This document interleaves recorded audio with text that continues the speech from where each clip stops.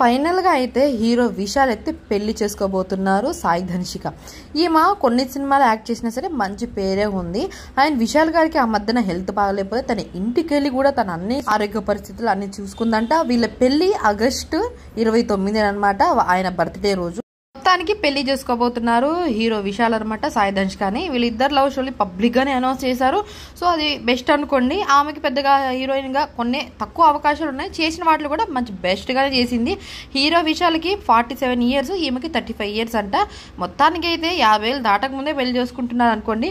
ఆయన ఆరోగ్య పరిస్థితులు అన్ని తెలుసు, ఈమెకి తెలిసే పెళ్లి చేసుకుంటుంది. ఆ మధ్యకాలంలో చాలా ట్రోల్ నడిచింది కదా, తను ఒక మూవీ అంతకుముందు ఆరోగ్య పరిస్థితిలో ఒక వీడియో కూడా చూసినాం మన అందరం. సో విశాల్ గారిది ఇప్పుడైతే పర్లేదు, పెళ్లి చేసుకోబోతున్న త్వరలో. కానీ కొద్దిగా అటు ఇటుగా ఉండదు అనిపిస్తుంది, తన ఆరోగ్య పరిస్థితులు కొంచెం క్యూర్ అయింది. మొత్తానికి అయితే సాయి ధనిష్క గారు అండ్ విశాల్ గారు అయితే గుడ్ న్యూస్ అయితే చెప్పేశారు. త్వరలో పెళ్లి ఆగస్టు 29. మరి వెయిట్ చేయండి పెళ్లి ఎలా చేస్తారనేది. సో ఈ వీడియో మీకు నచ్చితే కంపల్సరీ సబ్స్క్రైబ్ చేసుకొని లైక్ చేయండి అండ్ షేర్ అండ్ కమెంట్.